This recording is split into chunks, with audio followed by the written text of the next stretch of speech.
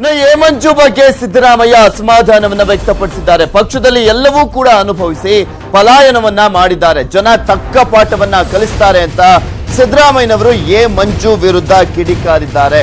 A ಮಂಜು ಬಗ್ಗೆ ಸಿದ್ದರಾಮಯ್ಯನವರು ಅಸಮಾಧಾನವನ್ನ ವ್ಯಕ್ತಪಡಿಸಿದ್ದಾರೆ.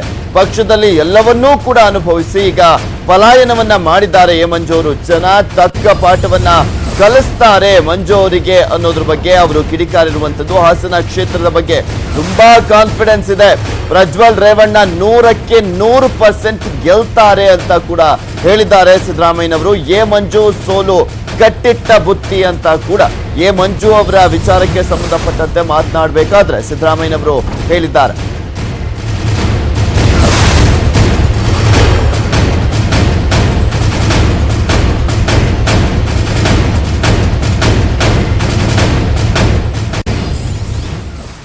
ಹಾಸನದಲ್ಲಿ ಕಾಂಗ್ರೆಸ್ ಮತ್ತು ಜೆಡಿಎಸ್ಗೆ ಫೈಟ್ ಇದ್ದದ್ದು, ಬಿಜೆಪಿ ಅಲ್ಲ. ಕಳೆದ ಬಾರಿ 3ನೇ ಪ್ಲೇಸ್ಗೆ ಹೋಗಿತ್ತು. ಮಂಡ್ಯದಲ್ಲೂ ಕೂಡ ನಮಗೆ ಜೆಡಿಎಸ್ಗೆ ಇರ್ತಕ್ಕಂಥದ್ದು, ಅಲ್ಲೂ ಕೂಡ ಬಿಜೆಪಿ ಇಲ್ಲ, ಅದಕ್ಕೆ ಅವ್ರ ಕ್ಯಾಂಡಿಡೇಟ್ನೇ ಹಾಕಲಿಲ್ಲ. ಅಲ್ಲಿ ಹಾಸನದಲ್ಲೂ ಕ್ಯಾಂಡಿಡೇಟ್ ಇಲ್ಲದೇ ನಮ್ಮವ್ರನ್ನ ತಗೊಂಡು ಕ್ಯಾಂಡಿಡೇಟ್ ಮಾಡಿದ್ದಾರೆ ಬಿಜೆಪಿ ಅವರು. ನಮ್ಮ ಮೊದಲೇ ಇದ್ದದ್ದು ಎ ಮಂಜು ಅಲ್ಲೇ ಇದ್ದದ್ದು ಬಿಜೆಪಿನಲ್ಲಿ ಮೊದಲು, ಅವ್ರು ಮತ್ತೆ ಕಾಂಗ್ರೆಸ್ ಆಮೇಲೆ ಮಿನಿಸ್ಟ್ರು ಮಾಡಿದ್ದೆ ನಾನು.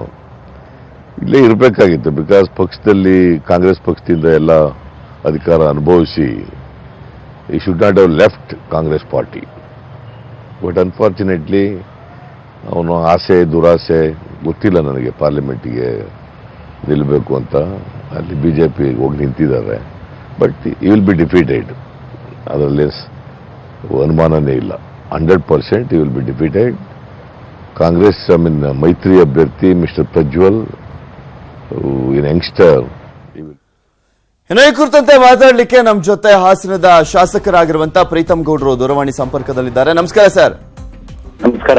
ಅಲ್ಲ, ಸಿದ್ದರಾಮಯ್ಯನವರು ಹೇಳ್ತಾರೆ ಹಾಸನದಲ್ಲಿ ಬೇಸ ಇಲ್ಲ, ಬಿಜೆಪಿ ಇನ್ನೆಲ್ಲರಿಗೆ ಗೆಲ್ಲುತ್ತೆ, ಈಸಿಯಾಗಿ 100ಗೆ 100% ಇಲ್ಲಿ ಪ್ರಜ್ವಲ್ ರೇವಣ್ಣ ಗೆಲ್ತಾರೆ ಅಂತ ಹೇಳ್ತಾ ಇದ್ರು. ಅವರು ಮೈತ್ರಿ ಧರ್ಮ ಪಾಲನೆ ಮಾಡ್ತಿದ್ದಾರೆ, ಸಮನ್ವಯ ಸಮಿತಿ ಅಧ್ಯಕ್ಷರಿದ್ದಾರೆ. ಅವ್ರು 25 ಕ್ಷೇತ್ರಕ್ಕೆ 25 ಕ್ಷೇತ್ರನೂ ಗೆಲ್ತೀನಿ ಅಂತ ಹೇಳ್ತಾರೆ. ಅದ್ರಲ್ಲಿ ಪಾಪ ಹಾಸನ್ನು ಒಂದು.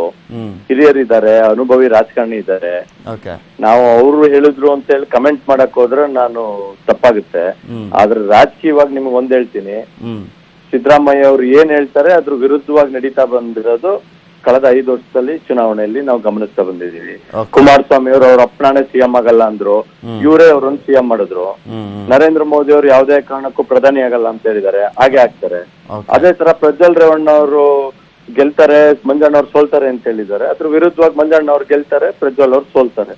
ಯಾವ ರೀತಿಯಾಗಿ ಪ್ರಚಾರ ನಡೀತಾ ಇದೆ ಸರ್? ರೆಸ್ಪಾನ್ಸ್ ಹೇಗಿದೆ ಸರ್? ಜನ ತೀರ್ಮಾನ ಮಾಡಿದ್ದಾರೆ ನರೇಂದ್ರ ಮೋದಿ ಅವ್ರು ಮತ್ತೊಮ್ಮೆ ಪ್ರಧಾನಿ ಆಗ್ಬೇಕು ಅಂತ ಹೇಳಿ.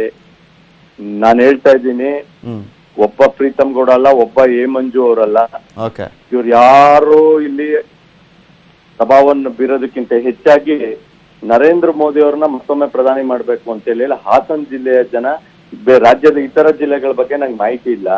ಆದ್ರೆ ಒಂದ್ ಮಾತನ್ನ ಹೇಳ್ತೀನಿ, ನೀವು ಅಚ್ಚರಿಯ ರಿಸಲ್ಟ್ ಅಂತ ಹೇಳಿ ಮೇ 23ನೇ ತಾರೀಕು ದಯಮಾಡಿ ಟಿವಿಲಿ ತೋರಿಸ್ಬೇಡಿ. ಒಂದ್ ಸರ್ವೆ ಬಂದು ಈಗ ಹಾಸನಲ್ಲಿ ಮಾಡಿ, ಬದಲಾವಣೆ ಗಾಳಿ ಬೀಸ್ತಾ ಇದೆ, ಭಾರತೀಯ ಜನತಾ ಪಾರ್ಟಿ ಗೆಲ್ಲುತ್ತೆ ಅನ್ನೋದು ಜನಸಾಮಾನ್ಯರಲ್ಲಿ ಬರ್ತಿರುವಂತ ವಿಶ್ವಾಸ.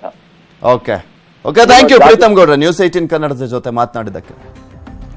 ನಾವು ತುಮಕೂರಿನಲ್ಲೂ ಕೂಡ ಎಲ್ಲ ಸರಿ ಹೋಗುತ್ತೆ ಅಂತ ಹೇಳಲಾಗ್ತಾ ಇತ್ತು, ಆದ್ರೂ ಕೂಡ ಆಗ್ತಾ ಇಲ್ಲ. ಮುದ್ದಹನುಮೇಗೌಡರು ಪ್ರಚಾರಕ್ಕೆ ಬರ್ತಾರೆ. ನ್ಯೂಸ್ 18 ಸಂದರ್ಶನದಲ್ಲಿ ಸಿದ್ದರಾಮಯ್ಯನವರು ಹೇಳಿಕೆಯನ್ನ ನೀಡಿದ್ದಾರೆ. ಆದ್ರೆ ಇದುವರೆಗೂ ಕೂಡ ಮುದ್ದಹನುಮೇಗೌಡರು ಕಾಣಿಸಿಕೊಂಡಿಲ್ಲ, ಕೆ.ಎನ್. ರಾಜಣ್ಣ ಅವರು ಕೂಡ ಕಾಣಿಸಿಕೊಂಡಿಲ್ಲ. ತುಮಕೂರಿನಲ್ಲೂ ಕೂಡ ಎಲ್ಲ ಸರಿ ಹೋಗುತ್ತೆ, ಪ್ರಚಾರಕ್ಕೆ ಮುದ್ದಹನುಮೇಗೌಡರು ಬರ್ತಾರೆ ಅಂತ ಸಿದ್ದರಾಮಯ್ಯನವರು ನ್ಯೂಸ್ 18 ಸಂದರ್ಶನದಲ್ಲಿ ಹೇಳಿರುವಂತದ್ದು. ಆದ್ರೆ ಇದುವರೆಗೂ ಕೂಡ ಎಲ್ಲೂ ಕಾಣಿಸಿಕೊಂಡಿಲ್ಲ. ನಾಮಪತ್ರವನ್ನ ವಾಪಸ್ ಪಡೆದಾದ್ಮೇಲೆ ಮುದ್ದಹನುಮೇಗೌಡರು ಆಗಿರ್ಬೋದು ಅಥವಾ ಕೆ.ಎನ್. ರಾಜಣ್ಣ ಅವರಾಗಿರ್ಬೋದು. ಇನ್ನು ರಾಜಣ್ಣ ಕ್ಷೇತ್ರ ಮಧುಗಿರಿಗೆ ಗೌಡರ ಜೊತೆ ಹೋಗ್ತೀನಿ ನಾನು, ಎಲ್ಲರೂ ದೇವೇಗೌಡರ ಗೆಲುವಿಗೆ ಶ್ರಮಿಸ್ತಾರೆ ಅಂತ ಕೂಡ ನ್ಯೂಸ್ 18 ಸಂದರ್ಶನದಲ್ಲಿ ಸಿದ್ದರಾಮಯ್ಯನವರು ಹೇಳಿಕೆಯನ್ನ ನೀಡಿದ್ದಾರೆ.